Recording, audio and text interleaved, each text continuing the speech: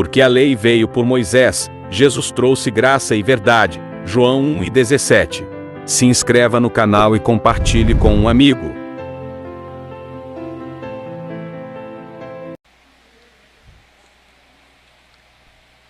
Livro de João, capítulo 8.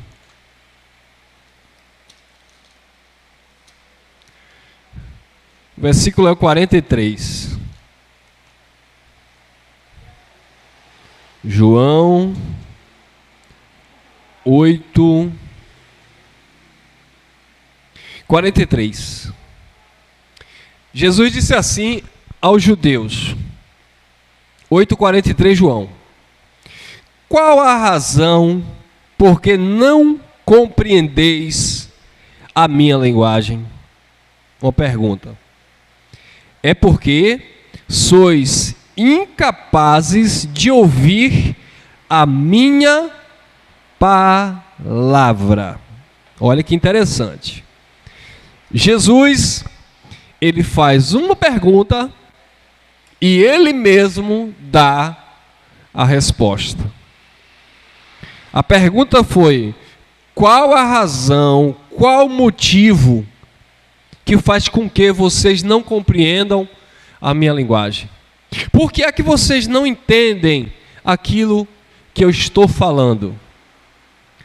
Hoje em dia, amados, nós falamos do Evangelho e quando nós, naturalmente, saímos do script, o script da religião, da tradição, as pessoas já não entendem mais nada. As pessoas só conhecem, só compreendem aquilo que a religião, ano após ano, vem pregando como verdade absoluta. Quando nós trazemos uma mensagem cristocêntrica, sem a intervenção do pastor, da religião A ou B, sem nenhum tipo de inclinação teológica, reformada, livre, aí a igreja o povo de Deus já começa a ficar assustado. Por quê? Porque eles não conseguem compreender, eles não conseguem ouvir a voz de Cristo. Preste muita atenção. Há uma diferença e só quem tem um espírito pode discernir. Aliás, só pelo Espírito de Deus que você pode discernir. Há uma grande diferença entre o pregador, o pastor, ler um texto bíblico, explicar para a igreja e você ouvir Cristo naquele texto bíblico. Eu vou explicar novamente. Há uma diferença entre você ouvir um pastor lendo um texto bíblico, explicando aquele texto bíblico, e você ouvir Cristo, ou ver Cristo naquele texto bíblico. Por quê? Porque o pregador, ele pode manipular a leitura. O pregador, ele pode distorcer a fala de Jesus. O pregador, ele pode interpretar ao seu bel prazer aquela frase, aquele texto, e na sua exegese, na sua aplicação, ele passar de uma forma totalmente diferente. Então por que é que você vai ler o mesmo texto, entender de forma diferente, e o irmão lê o mesmo texto e ele vai para outra linha de raciocínio? Por que isso? Por causa da inclinação pessoal. Por causa da tua formação religiosa. Por exemplo, eu pego aqui um versículo, eu vou ler aqui o versículo de Romanos, capítulo 8, versículo 1. Vou ler o versículo de Romanos. Diz assim: não há condenação para aqueles que estão em Cristo Jesus. Pronto. Ponto. Não há condenação para aqueles que estão em Cristo Jesus. Pronto. Eu li esse texto dentro de uma perspectiva paulina, ou seja, dentro de uma visão do evangelho que Paulo pregou. Agora, eu sou um padre. Aí eu vou ler o mesmo texto. Não há condenação para aqueles que estão em Cristo Jesus. Agora, o padre, ele vai colocar a sua interpretação. O padre, ele vai colocar agora a sua visão católica. O padre agora, ele vai colocar a sua experiência de dentro daquele contexto, dos seminários que ele viveu, das viagens que ele fez, do frei, do monge, do papa que ele aprendeu, e aí agora ele vai fazer aquela aplicação fundamentada nas suas orientações, nas ordenanças que ele tem do papado, segundo o ponto de vista dele. E aí agora, dentro desse contexto, ele vai colocar as indulgências, ele vai colocar o seu paga-preço, ele vai colocar as suas crendices, dentro do contexto. Ele só leu um versículo: não há condenação para aqueles que estão em Cristo Jesus. E aí ele vai dizer: meu filho, minha filha. E aí ele vai começar a colocar a religião dele, acima do texto bíblico. Ele vai colocar agora as pautas, as cartilhas, né? Os dogmas, acima do texto bíblico. E é por isso que o texto bíblico é invalidado para eles, ou com eles, porque o mais importante não é a Bíblia, o mais importante é o cargo eclesiástico, o mais importante é a hierarquia católica romana, são as cartilhas, são as lições lidas pelo Papa, e você percebe que o texto começa a desaparecer. E aí você não vai entender. Aí vem o pastor, porque também veio de lá, porque esse cristianismo que nós conhecemos hoje é fragmento do catolicismo. Esse cristianismo que nós conhecemos, chamado de evangélico protestante, na verdade, nada mais é do que uma raiz católica romana desde os concílios lá de Nicéia, em 325 e 326. Quer dizer, isso tudo só foi mudando alguns nomes, só foi mudando algumas questões, mas a raiz, ela não é cristocêntrica. O fundamento não é Cristo, o ensinamento não é graça e apostolado, como disse o apóstolo Paulo: vocês receberam graça e apostolado. Não, o evangelho está fundamentado na graça e no apostolado, e principalmente no apostolado de Paulo. Apóstolo quer dizer que foi enviado, apostolado, aquele que ensinou sobre o fundamento que é Cristo. Então isso se perdeu durante o tempo. A igreja foi se corrompendo com a política, e isso foi se perdendo, a característica do evangelho. Então, quando se lê um texto hoje, direto ou indiretamente, a tendência é eles se inclinarem para uma visão política dentro da religião.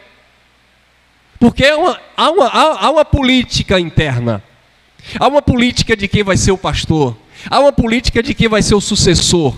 Há uma política familiar dentro da igreja, onde quem não faz parte da família pastoral não vai assumir aquele ministério. Aquele pastor tem que ser substituto pelo filho, consequentemente pelo neto. Você vê que é uma empresa de família, então isso é uma politicagem. E diga-se de passagem, é uma politicagem onde não é a igreja, como no primeiro século, que vai eleger, escolher, definir pelas características do ensino. Como disse Paulo a Timóteo: não desperdice o dom que há em ti, o qual te foi dado com a imposição do presbitério.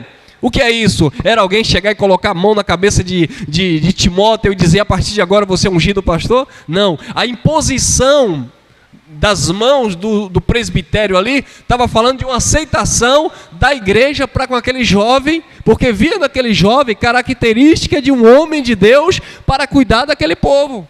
Ou seja, era a igreja que reconhecia o dom, não era o pastor que dizia quem tinha, quem não tinha um dom, quem vinha, quem não vinha, quem ia, quem não ia, quem fazia. Não era isso. Era a comunidade. Lembra de algumas comunidades que não receberam o apostolado de Paulo por questões de conflitos internos? Por quê? Porque Paulo chegava em certas comunidades, havia conflito, por quê? Porque ali já estava estabelecido uma doutrina pelo apóstolo Pedro, o ensinamento que vinha de Tiago e João, fundamentado nas raízes do judaísmo e no reino que estava sendo implantado por Jesus de Nazaré.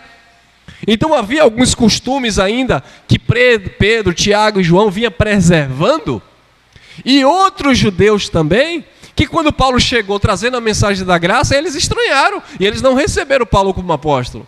Aí Paulo chega para os coríntios, Paulo diz assim, olha, ainda que eu não seja apóstolo para eles, para vocês eu sou, porque vocês são o selo, a confirmação, a aceitação do meu apostolado. Entendeu, amados? Então assim, eu não estou preocupado com aquela igreja, com aquele grupo, com aquelas pessoas que dizem assim, esse irmão é um herege, esse irmão nunca foi pregador de Jesus, esse irmão aí, ele é um filho de Satanás. Eu vou ficar preocupado com isso? Não. O selo do meu chamado, a confirmação do que eu estou fazendo, está naqueles que recebem esta palavra. Eu tenho que dar satisfação e ensinar, no bom sentido de explicar, né? Porque quem ensina é o Espírito, quem convence é o Espírito, mas transmitir a mensagem para aqueles que estão valorizando essa mensagem e estão se comportando em linha com essa mensagem. Se o irmão ouve essa mensagem, mas não se inclina a ela, não aceita essa mensagem, primeiro que o irmão está perdendo tempo. Segundo que eu estou perdendo o meu tempo. E terceiro que eu tenho que ir para a palavra, como disse Jesus, não dê pérola aos porcos. Então eu preciso identificar, analisar quem está sendo edificado por esta palavra. Você sabia que tem gente que é edificado por esta palavra que nunca pisou aqui? E digo mais, tem gente que está sendo edificado por esta palavra que nunca assistiu uma mensagem nossa no YouTube. Mas como assim, irmão Elcio? Porque me conhece nos bastidores. E nos bastidores, nas entrelinhas, eu falo desta palavra. E gente que não tem nada a ver com o evangelho defende esta palavra. Eu estava conversando com um professor de boxe e ele disse assim, você que pensa que eu não defendo você? Eu falei, como assim, rapaz? Eu cheguei numa reunião da Federação Baiana, onde estava tendo lá um negócio de um evento de luta, e lá tem um pastor. Esse pastor começou a falar e orar e não sei o quê. Eu levantei o dedo e disse assim, vocês têm que ir na igreja do Efinho. Eles me chamam de Efinho. Você tem que ir na igreja do Efinho. Que esses pastores aí, tudo ladrão. Aí disse que o professor cutucou ele e falou, rapaz, fique na sua. Aí eu disse, rapaz, você falou isso? Ele, falei? Eu falei porque eu lhe conheço. Eu sei o que você prega. E se eu fosse um dia para a igreja ganharia a sua. Eu digo, quer dizer, uma pessoa que não tem nada a ver do nosso meio, não tem nada a ver, não participa conosco, mas ele defende aquilo que nós pregamos, porque ele começou a compreender. Eu não fico preso a uma visão do padre, a visão do pastor, a visão do irmão Elcio. Isso é muito importante também, amados. Isso é muito importante. Nós que ministramos o evangelho da graça de Deus, acima do pregador do evangelho, graças para meu irmão, acima do pregador do evangelho da graça está o Cristo. A fala pelo Espírito, não é você, não, eu defendo aquele irmão porque aquele irmão prega a graça. Não, eu sou sujeito a erro. Eu posso interpretar um texto equivocadamente, sabe? Ainda que eu não tenha a intenção de interpretar daquela forma. Eu estava falando em uma mensagem ontem sobre essa questão. Olha, nós ministramos o evangelho da graça. A partir do momento que você vê um pregador da graça forçando a barra em um texto, por exemplo, para pedir dízimo em graça, para falar as pseudas línguas angelicais em nome de graça, é defender cargo eclesiástico. Não, porque nós estamos na graça e eu sou pastor geral da graça, eu sou pastor presidente, né? Em nome de graça, você já começa a perceber forçação de texto. Já começa a perceber, não, tem alguma coisa errada aí. Isso aí é síndrome lá do catolicismo romano, lá no concílio de Nicéia, raízes da religião misturado com politicagem. A igreja estava sendo perseguida, a igreja estava sendo, massacrada. Os seguidores de Cristo, os seguidores da doutrina, da fé dos apóstolos, estavam se escondendo, estavam fugindo, o Império Romano destruindo, matando. Constantino era tão perverso que matou o próprio filho com a própria mãe. Aí tem gente que pensa que Constantino, naquela visão que ele teve, que ele desenhou os crucifixos nos escudos, pensa que ele se converteu. Não houve nenhum tipo de convenção de Constantino. Aquele homem era um homem perverso, ele matou o próprio filho com a própria mãe. O que foi que ele percebeu? Ele percebeu que não tinha como destruir a fé cristã. Os filhos de Deus, os cristãos, seguidores lá de Cristo, dos apóstolos, continuavam pregando no Egito, na Síria, em várias nações da época. Ele disse, não, eu preciso criar uma religião onde haja uma aceitação comum, porque aí o Estado entra e governa tudo. E foi o que ele fez. Primeiro ele foi debater a questão da visão ariana, né? Os arianos, que eram monges lá do Egito, eles tinham aquela questão da questão da trindade, que eles diziam que o pai era distinto do filho, que de fato Deus Pai era um, e o filho não era criador, o filho não era Deus, ele não tinha a substância de Deus, ele era apenas um filho. Então Constantino cria o concílio de Nicéia, disputa essa causa, vence esta causa por causa dos bispos que já estavam corrompidos. Não, agora é trindade, Pai, Filho e Espírito Santo, e Jesus é o mesmo Deus, mas é repartido, é assim, separado. E aí você vê a aceitação pública. E os verdadeiros cristãos continuaram sendo perseguidos. E os falsos adoradores se aliaram a Roma, se aliaram à política. Aí o império não é bobo. O governo, César, não é bobo. Ele quer intitular as pessoas. Então ele começou a colocar o quê?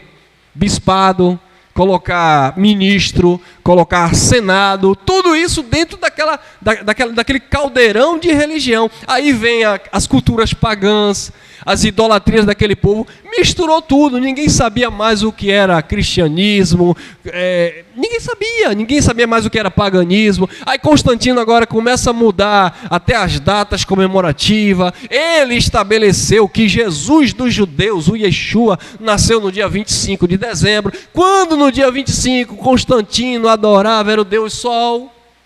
Ele era adorador pagão. Mas agora quem era o Papa? Quem era o líder? Constantino, o imperador. Não, o Jesus de vocês nasceu no dia 25 de dezembro. Mas era o Deus Sol que ele adorava. Tinha nada a ver com o nascimento de Jesus, que foi lá no inverno de Israel, acho que lá para outubro ou novembro, se não me engano. Então, queridos, a Bíblia começou a ser manipulada. Os escritos, não a Bíblia, que a Bíblia é um conjunto de livros. Os escritos começaram a ser manipulados. Tinha escrito de Maria, que era fundamental para o nosso entendimento, tirou. Tinha escrito de Enoque, que era para aprendermos muita coisa, tirou. Tinha escrito de Barnabé, tirou. Tinha escrito de Dídimo, de Tomé, tirou. Aí foi tirando. Esse fica, esse sai. E começou a tirar algumas questões. E aí veio agora, eles escolheram o que eles queriam escolher. E ainda colocar as manipulações, forçação textual. Quem foi que disse que nos originais lá, que Mateus descreveu, tinha: ide por todo mundo, batizai em nome do Pai, do Filho e do Espírito Santo? Mateus nunca falou isso. Isso foi depois dos concílios de Nicéia, foi depois dos ajuntamentos deles que eles decidiram, porque eles passaram a defender essa doutrina, e como a maioria acreditou. Mas não tinha isso, é invenção. Não tinha essas coisas. E dentre tantos outros textos, e aí você vai ver, o império agora quer ter o domínio, e para ter domínio, o que é que eles vão fazer? Colocar medo nas pessoas. Purgatório, pseudo-inferno religioso, espiritual. Quando Jesus falava de inferno, era simbólico. Aí o sistema católico romano colocou o inferno literal para punir as pessoas. Ou você faz, ou você paga as indulgências, ou você vai para esse inferno. Jesus falou desse inferno? Não, mas eles criaram esse inferno. E os inimigos, né? Quando Jesus diz, o mundo jaz no maligno. Quando João dizia assim, ele é filho do inimigo, ele é filho do maligno. Nunca se aplicou a um ser espiritual. Aí vem Roma e coloca dentro desse inferno um pseudo satanás, um bicho cheio de garra, cheio de tudo isso criado por Roma. E aí a igreja evangélica sai de onde? Vem um monge da reforma, né? Protestante, Lutero, Martim Lutero. E aí ele é um padre. Ele simplesmente ele se revolta contra algumas questões. Ele foi um revolucionário e se revoltou porque tinha que comprar terreno no céu, tinha que pagar salvação pela vida de um irmão que morreu, para manter o outro no purgatório. Tudo isso era a igreja católica. A igreja ficou rica, virou um estado, Vaticano, tem banco, tem polícia, tem tudo, porque enganando as pessoas em nome de Jesus. Os verdadeiros caíram fora, começaram a pregar nas cavernas, no meio do mato, nos desertos. E os falsos se aliaram à política, viraram padre, pastores, bispos, apóstolos, tudo da mentira. Tudo da mentira, tudo do engano. Então, queridos, irmão Elcio, como é que nós vamos resgatar agora essas pessoas, as origens de Cristo, simplicidade do Evangelho, o fundamento onde Ele é o cabeça, onde nós somos irmãos, onde não tem hierarquia, não tem popstar, onde o Cristo, a presença do Deus é no nosso espírito, onde o sistema templário, eclesiástico, não tem nenhum tipo de valor espiritual. Como resgatar isso? Não tem como, eles já estão corrompidos.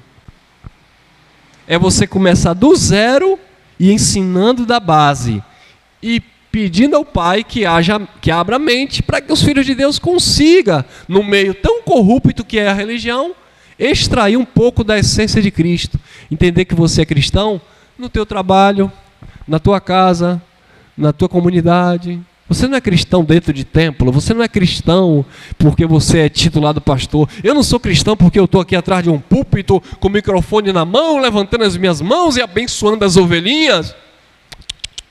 Não. Ser cristão é uma vida simples.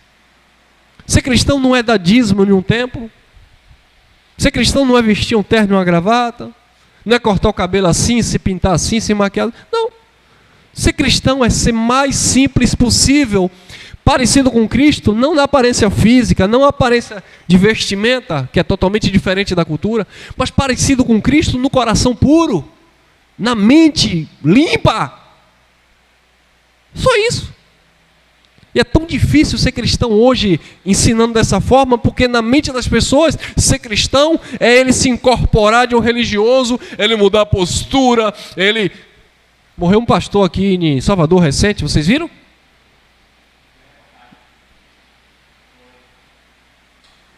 Mataram. Por quê? Aí você vai ver os comentários, estava fazendo a obra de Deus, os apóstolos foram crucificados, foram cortados a espada, está se cumprindo a palavra, porque ele estava falando a palavra de Deus, e aí a máfia, como é que chama? As facções, a facção matou ele e tal. Aí você vai ver as pessoas comentando, ninguém conhece o evangelho, eu fico triste ouvindo aquilo. Porque onde era que aquele homem estava pregando o evangelho? Que evangelho é aquele? Que Deus é maior do que não sei quem, que Deus é maior do que a sigla A ou B, que Deus é maior do que isso, e que se lá ele morresse ali, e ele estava fazendo a vontade de Deus. Não tem nada de vontade de Deus, gente. Diferente dos apóstolos que morreram por guardar a palavra, pregar a palavra, esses homens estão dando show, ligando uma câmera para conseguir seguidores no YouTube e ganhar fama. Tem nada a ver com a mensagem de Cristo. Eu lamento pela partida dele, eu lamento pela família que perdeu um pai, um provedor de casa, um irmão, um filho. Lamento, mas nunca foi em prol do evangelho. Não é para você ir lá, botar dedo na cara de ninguém e dizer que Deus é maior, que está tudo endemoniado. Não. Quer pregar o evangelho? Vai lá. Ah, eu quero ir lá, eu tenho coragem para ir lá. Ah, você tem? Beleza, vai lá devagarzinho, senta com ele lá, toma um café com eles lá, com quem você quiser, fala de Cristo, assume esse risco se você quiser. A pegar microfone, tocar trombeta na rua. Jesus chamava de fariseu hipócrita. Ah, irmão Elcio, mas Jesus enfrentava o sistema. Jesus enfrentava o sistema religioso contra a verdade da palavra. Não era afrontando, não era expondo aquelas pessoas. Não, irmão. Aí depois o inimigo se levantou, o diabo tirou a vida. Não foi o diabo. Infelizmente, ali é suicídio declarado. A pessoa poderia viver muito mais tempo, aprender o evangelho, pregar o evangelho. E esse evangelho ia chegar e não assim, como dizem nossas avós, aos troncos e barrancos. Não é assim, irmão. Ah, você fala isso porque você não tem coragem de fazer o que ele fez. Não tenho coragem mesmo, não vou dar minha vida, desperdiçar minha vida, pregando a verdade de uma forma coerente. A gente já corre risco? Imagine desafiando Deus e o mundo. Jesus disse, não tentarás o Senhor teu Deus. O que foi que Paulo ensinou? Firme de tudo para com todos, para ver se posso ganhar alguns. De sábio para com os sábios, daqueles que estavam debaixo da lei, para aqueles que estavam debaixo da lei. Antigamente, e tem até uns irmãos em graça aqui, que eles dizem que não prega no sistema de jeito nenhum. Aí no início eu também dizia, eu não prego na igreja do sistema. Hoje eu penso diferente, eu prego. Se eu for convidado, eu posso não ser convidado porque eles assistem as mensagens e aí não vai me convidar. Mas se por um acaso um pastor me convidar para ir pregar na igreja dele, batista, assembleia, o que for, eu vou. E vou pregar a graça de Deus, mas vou pregar tranquilo. Eu não vou pregar para tentar impressionar ninguém. Eu não quero ir para lá dizer que o diabo não existe. Eu não vou para lá, para o meio das línguas estranhas, dizer para ele, essas línguas aí nunca existiam. Não. Eu quero fazer e andar no espírito que Paulo andou, de sabedoria. Firme de fraco para com os fracos, de tolo para com os tolos. Mas dentro daquele contexto ali, você disseminar a palavra de sabedoria. Você vai pregar para 50, 2 vão estar atentos. Aí cumpre essa palavra que Jesus perguntou, João 8,43. Por que vocês não compreendem a minha linguagem? Por que vocês não podem suportar a minha palavra? Aí Jesus não responde. Porque vocês não querem ouvir. Porque se vocês pararem para ouvir, vocês podem até a princípio não acreditar. Mas vocês vão dizer o seguinte, faz sentido o que esse irmão está dizendo. Faz sentido. Eu preguei um pequeno texto no Instagram falando sobre o dízimo. Porque eu trabalho com pessoas que é do candomblé, da Umbanda, do Evangelho. E aí eu estou trabalhando ao mesmo tempo, de vez em quando eu tenho oportunidade de falar do Evangelho. E muitas pessoas têm dúvida e criticam esses pastores que estão aí, né, pedindo dinheiro para comprar avião, etc, essas coisas. Eu sou cristão. Eu preciso me posicionar. Se tem alguém falando de algo errado que acontece na igreja evangélica, eu não sou obrigado a, digamos assim, a inflamar. Aliás, eu não devo inflamar. Mas eu também não sou obrigado a concordar se a pessoa está vendo. Está tudo claro, tão lógico aquilo. Então, dentro da palavra, a gente vai dando uma resposta contundente. Olha, a palavra diz isso, não é assim. Eles estão agindo de forma errada. Então você precisa mostrar que quem está certo não sou eu. Quem está certo não é aquele pastor ou aquele líder. Quem está certo é Cristo. É a palavra de Deus que está correta. Aquele pastor, ele pediu campanha para fazer um templo. E aí ele faz isso e aquilo outro. Está certo, irmão? Eu falei, bom, se eu colocar minha opinião, você pode também discordar. Então, vamos ver a opinião de Cristo? Vamos ver o que Cristo disse sobre isso? Ah, irmão, mas aquele pastor disse isso, aquele homem disse isso, aquela religião. Vamos ver o que o Evangelho diz? Então, quando nós vamos para o Evangelho, uma visão cristocêntrica, uma visão dentro do contexto da graça, fica mais fácil você orientar, você explicar. Agora, quando você puxa sardinha para o teu ministério, para o teu apostolado, para o teu jeito de... Não dá certo, irmão. Não dá certo. E aí eu falei um pouquinho sobre essa questão do dízimo, e aí eu coloquei no Instagram. Eu estava esperando uma moça para dar aula, e aproveitei e coloquei no Instagram. Quando eu coloquei, eu vi uma pessoa que comentou em outra rede social, que é ligada a outra rede social. Aí uma pessoa foi lá e colocou bem destacado assim, né? Um cristão, um crente, evangélico. Ele colocou assim, mais ou menos assim, que eu não vou acessar aqui agora não. Mas ele colocou assim: só é enganado quem não lê. Está tudo escrito em Malaquias, é só ler. Quer dizer, eu preguei não contra o dízimo, eu preguei ensinando. Há uma diferença de você pregar contra e pregar ensinando. Vocês já viram eu pregar aqui? Desculpa.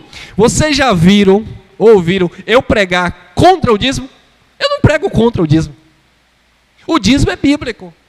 Agora eu ensino como é bíblico o dízimo. Pronto. Então, se você ouvir desta forma, fica mais fácil você aprender.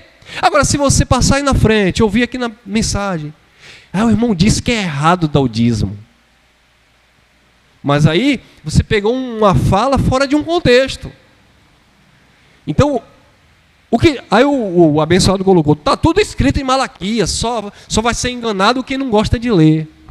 Aí eu fui e coloquei em Malaquias também, né? Malaquias 4:4. O que está escrito em Malaquias 4:4? Lei que Deus deu a Moisés no Monte Horebe, a saber, estatutos e juízos para todo o Israel. Pronto. Se ele tem inteligência, ele vai ler Malaquias 4:4 e entender todo o contexto daquele livro.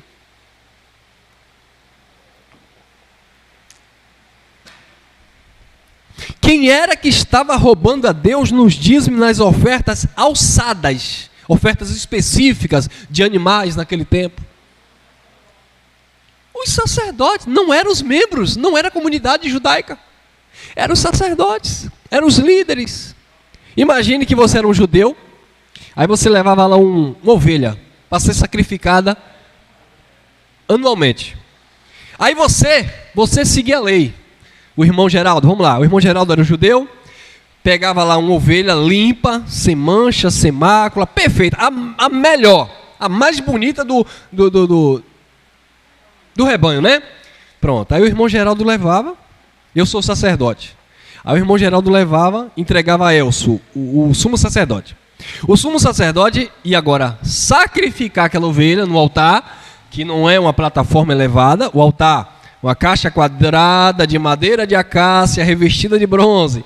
Colocava fogo ali no altar, sacrificava, né, aquele animal, pegava o sangue daquele animal, jogava sobre a congregação, sobre a cabeça do irmão Geraldo. E aí ele pegava a carne, pegava as vísceras, tirava, limpava tudo. Comia-se a carne, pegava as gorduras e ali sacrificava. E aquele cheiro, né, entre aspas, subia perante o Senhor. Que cheiro, né? Era um sacrifício. E aí Deus recebia aquele sacrifício. Agora eu quero que o sacerdote fazia. O irmão Geraldo levava o animal limpo, o sacerdote Elcio. Estou conjecturando aqui, tá? Para vocês na gravação não interpretar errado. Aí o sacerdote Elcio pegava aquele animal, olhava para o irmão Geraldo, olhava para aquela ovelha. Eu tenho uma fazendinha lá, um sítio. Eu vou levar essa aqui para mim e vou pegar uma do sítio que eu tenho, uma aleijada, um cego. Tá onde, irmão? Em Malaquias capítulo 1, é só ler. Deus disse por boca de Malaquias: vocês estão dizendo que a mesa do Senhor é desprezível. Vocês estão desprezando tudo. E aí o sacerdote pega, e detalhe, o sacerdote não tinha direito à terra, não tinha direito a bens, mas eles manipulavam.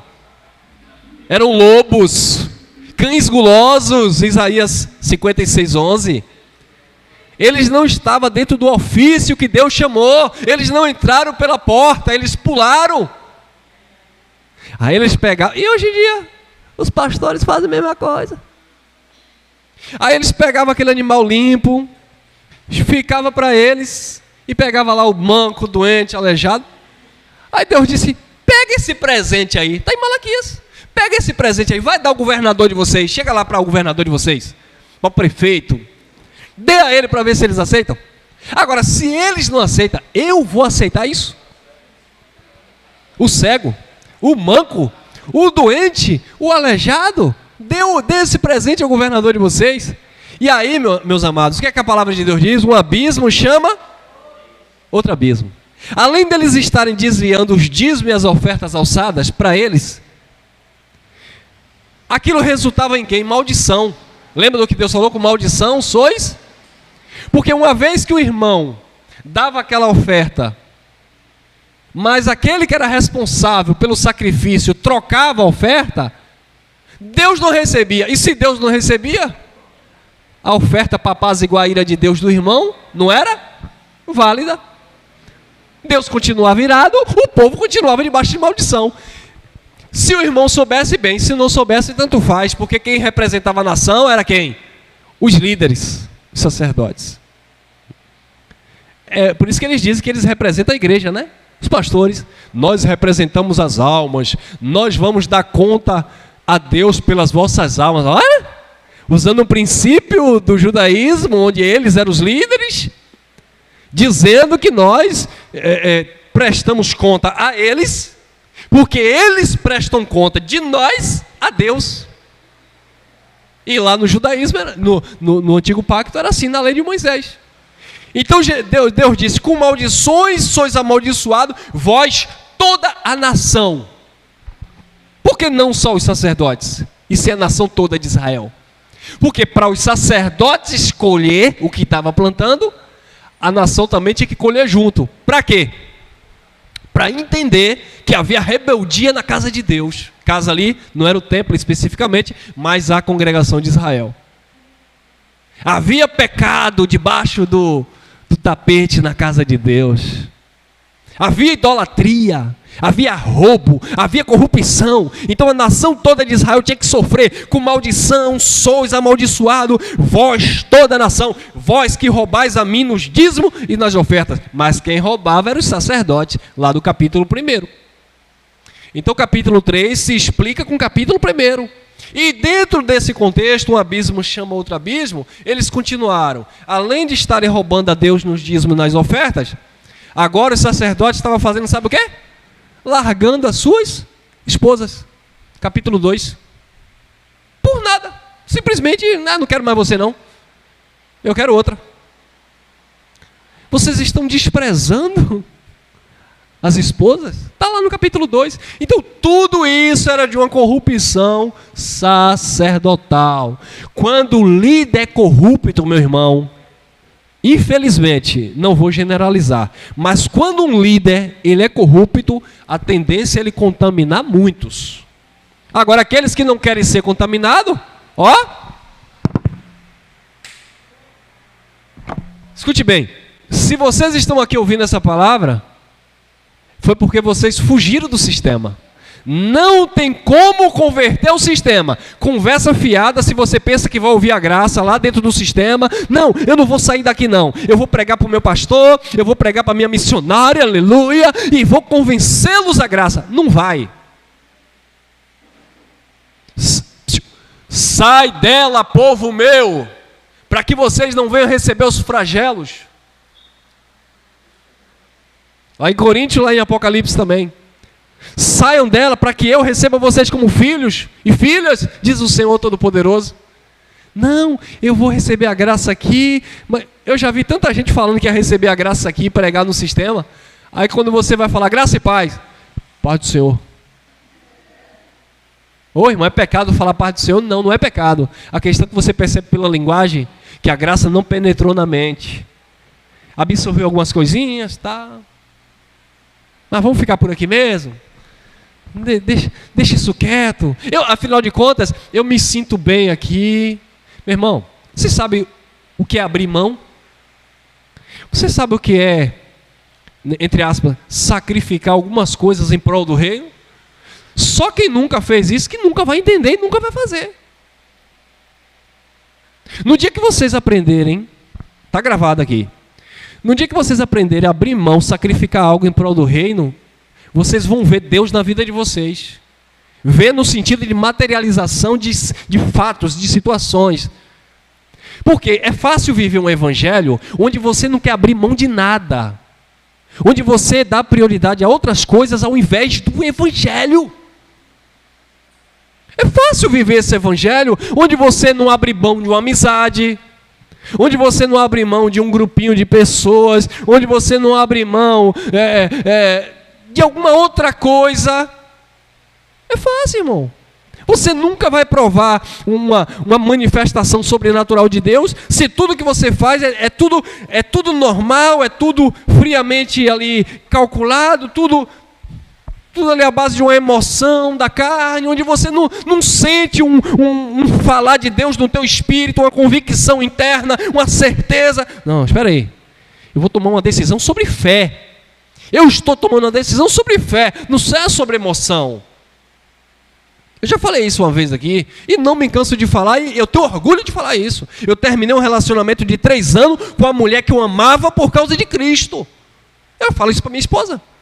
Eu amei uma mulher, mas eu abri mão dela por causa de Cristo. Porque no dia que ela disse assim, você é falso moralista, porque você não tem condição de você sair da minha cidade e estar na capital sozinho 3 anos.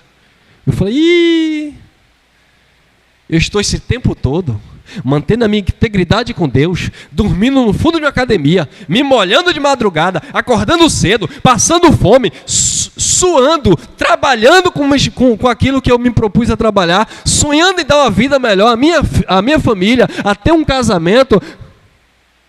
Aí eu vou ouvir uma pessoa que eu quero constituir família, dizer que não acredita nisso. Se você que está do meu lado não acredita em mim, eu vou confiar em quem? Papai, mamãe, falei com vocês para o namoro, é de maior, estou aqui devolvendo o meu compromisso. Fui embora. Sofri. Mas passou. Sabe por quê?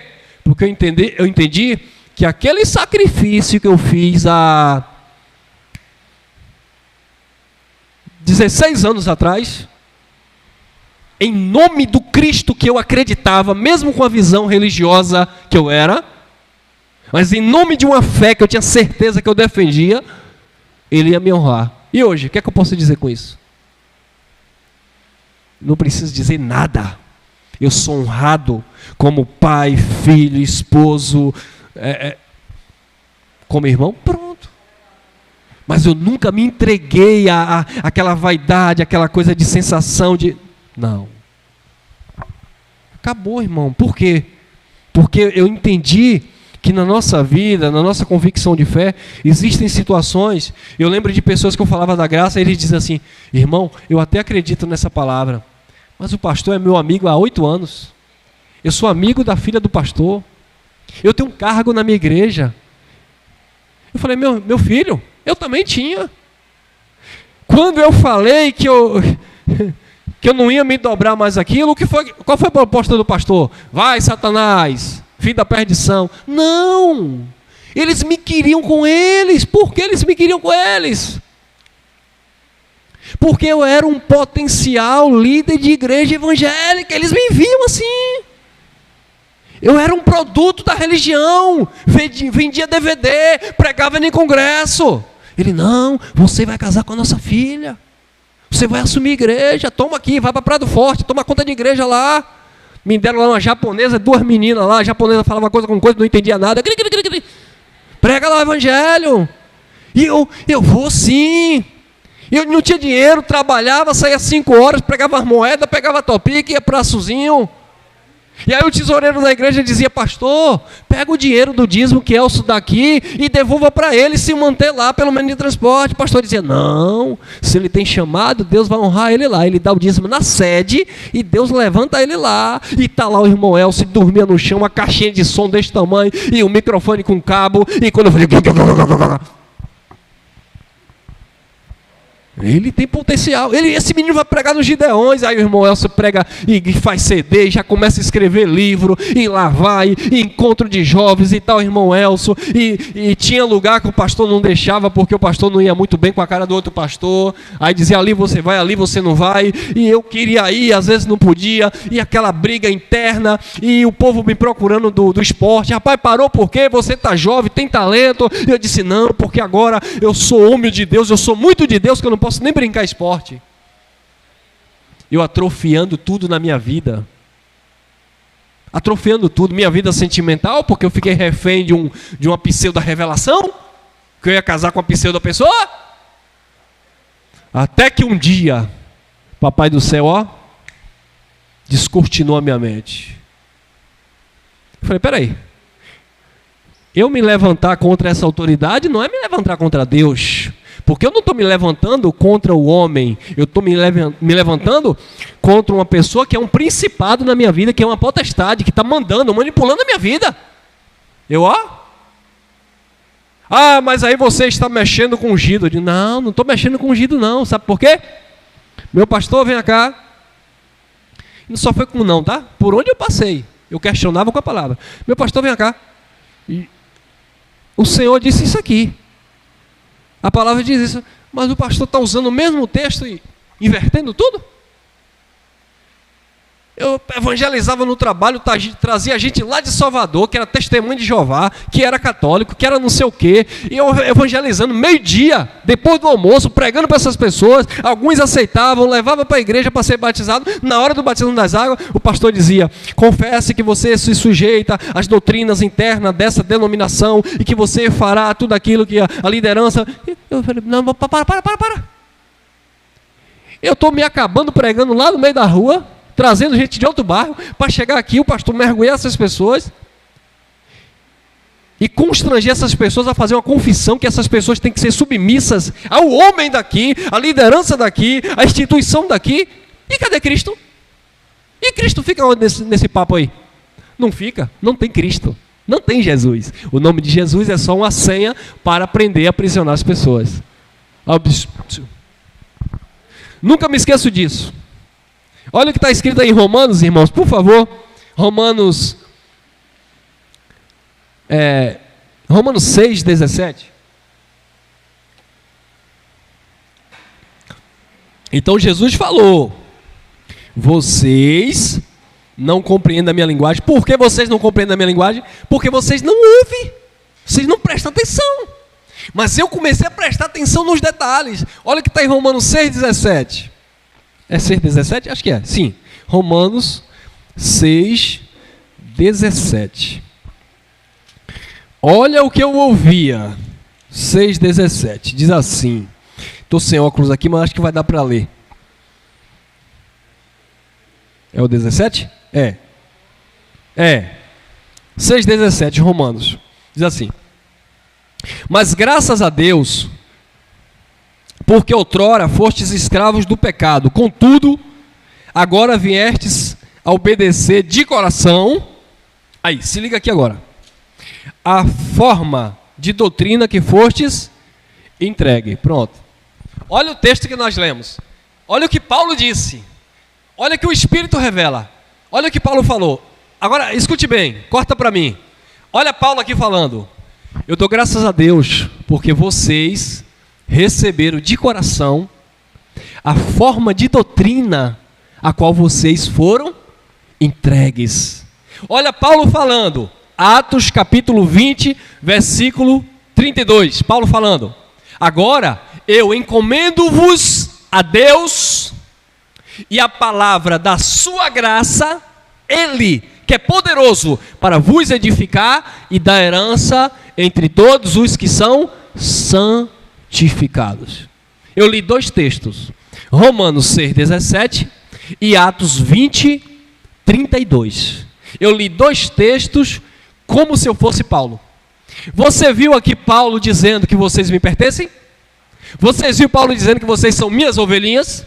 Paulo dizendo que eu sou pastor de vocês? Que vocês estão debaixo da minha cobertura espiritual? Não. Então, se vocês ouvirem algum pregador distorcendo isso, não receba, é anátema. Ah, mas ele leu o texto, leu, mas distorceu. Meu irmão Elcio, mas ele leu exatamente como o irmão leu. Leu, mas ele interpretou de uma forma com que você ficou submisso a ele, onde ele se colocou como um líder maioral, onde você, para casar, tem que falar com ele, para comprar uma casa tem que falar com ele, para viajar tem que falar com ele, para namorar tem que falar com ele. Então quem é o Deus de vocês? É Deus mesmo ou é o pastor? Então, quando eu comecei a ver essas coisas, eu entendi duas coisas. Primeiro, é a verdade. Segundo, eu não sou dono de ninguém. E isso é uma pedra no sapato para o sistema religioso. Primeiro, porque o sistema religioso não quer saber da verdade. Porque a verdade liberta. E se a verdade libertar, eles não têm ninguém para escravizar. Segundo, o sistema religioso não quer perder a pompa. Eu sou seu pastor, nada te sobrará. Eu sou seu líder, eu sou seu guia. Então o sistema religioso não quer nada com a verdade, porque se ele ensinar a verdade, o povo se liberta. E eles também não querem perder a autoridade sobre as pessoas. E quando eles começaram a ouvir isso da minha boca, foi o que eles fizeram? Alô, pastor Elcio. Eu recebi ligação da Mussurunga. Pastor Elcio, meia-noite. Vigia, irmão. Que negócio é esse de ensinar sobre o dízimo, irmão? Aí o povo não vai dar dinheiro na igreja. Pastor Elcio, vigia. Tu está me ouvindo? Talvez você abra aí a mensagem e vai me ouvir. É você mesmo. Pastor Elcio, para que ensinar o povo que não precisa comer a ceia? Aí eu venho cá.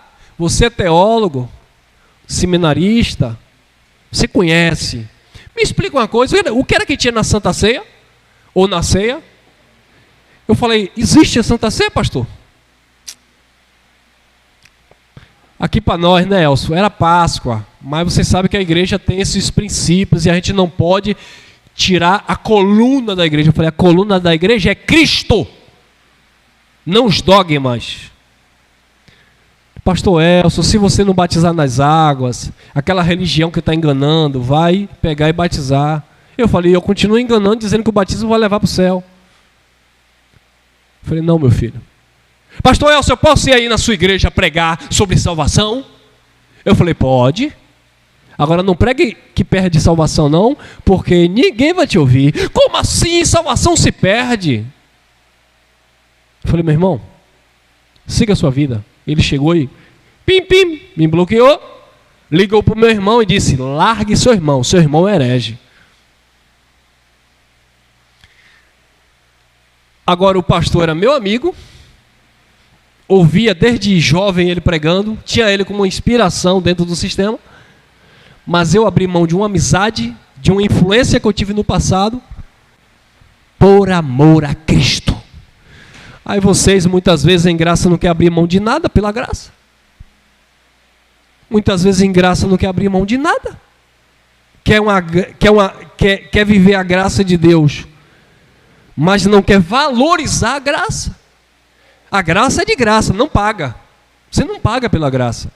Mas para vivermos a graça, alguém deu a vida. Para vivermos a graça, Paulo sofreu para levar no seu tempo. Para ouvirmos hoje o Evangelho da Graça, eu tenho certeza que dentro do contexto de cada um, Geraldo, André Pimentel, Cristiano França, todo mundo vem apanhando aí, abrindo mão de salário, sofrendo calúnia, difamação, perseguição. E o homem, né, o gênero humano, o homem é orgulhoso. Ninguém gosta de ser criticado.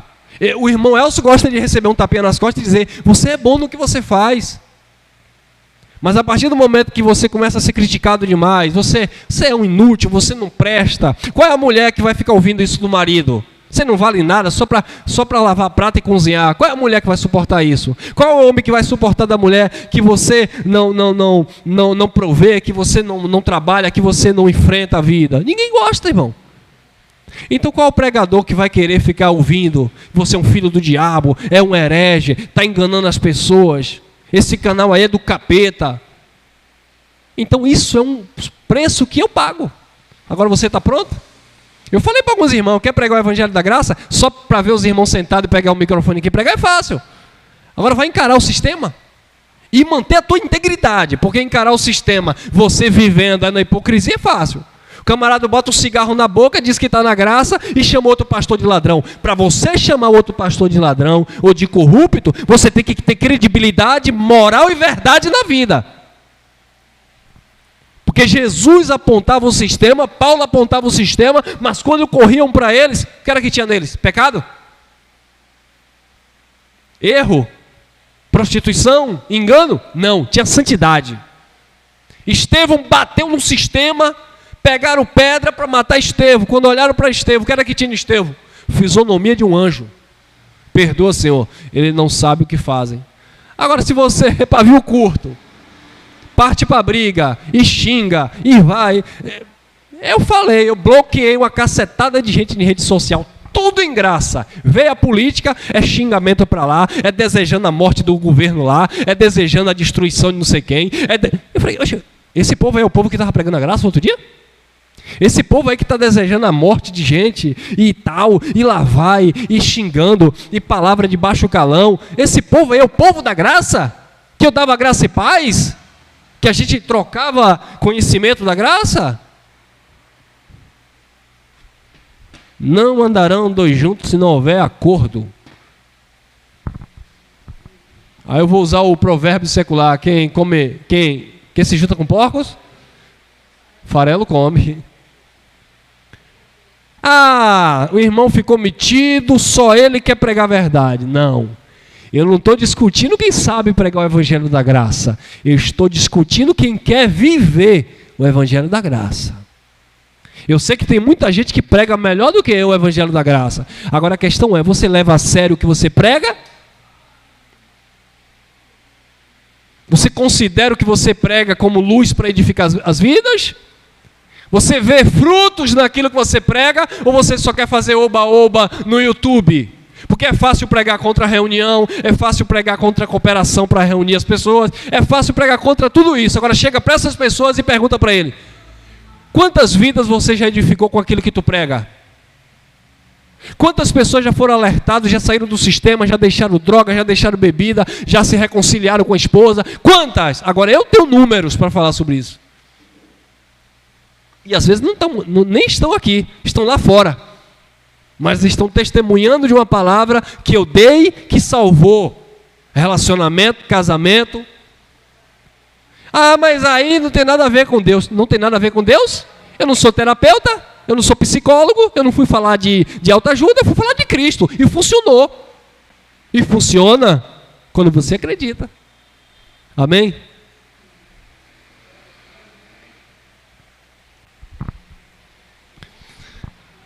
Então é isso, irmãos.